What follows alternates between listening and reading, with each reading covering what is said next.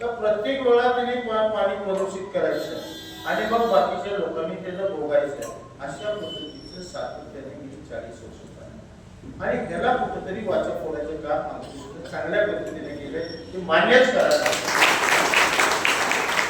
त्या माणसाने केलं ते केलंय म्हणणारा माणसाचं त्या पद्धतीचा तेवढी जाणत असणारा आणि त्यामुळं त्यांनी जे काम केलं ते चांगलंच. पण ह्याच्यावर मगाशी प्रोसेसवाले सुद्धा माझ्याकडे सुद्धा 2-3 वेळा प्रोसेसवाले असतील. आज सकाळी ते कामगार संघटनावाले सुद्धा आमची भूमिका एकच आहे. परवा सुद्धा आपण जी तहसीलदारांच्या जवळ ज्यावेळेला जॉईंट मीटिंग होती त्यावेळेला आम्ही एकच भूमिका मांडली की ते पाणी जे प्रदूषित आहे ते पाणी तुम्ही नदीला सोडून द्या एवढीच आपली भूमिका. ते पाणी तुम्ही शेतात सोडा, तुम्ही काय करायचं, तुम्ही इतर त्याची विल्हेवाट काय करायची हा त्या प्रोसेसवाल्यांचा वैयक्तिक विषय. आता प्रोसेसवाल्यांचा आता कायद्याप्रमाणे कायदा काय सांगतो की त्यांनी त्याचे ट्रीटमेंट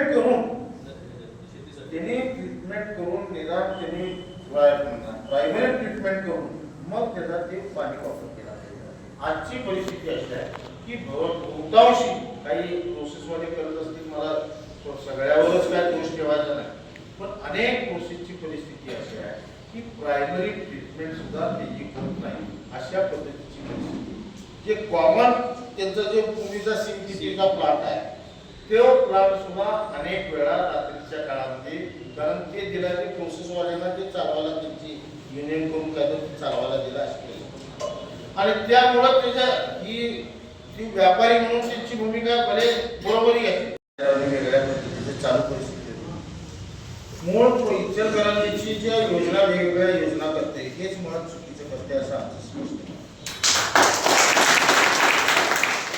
ज्यावेळेला मजरेवाडीची पाईपलाईन केली त्यावेळेला आम्ही सुद्धा पाणी मजरेवाडीच्या लोकांनी सगळ्या शिरूर तालुक्यातल्या लोकांना पंच मजरेवाडीची योजना केली कशासाठी?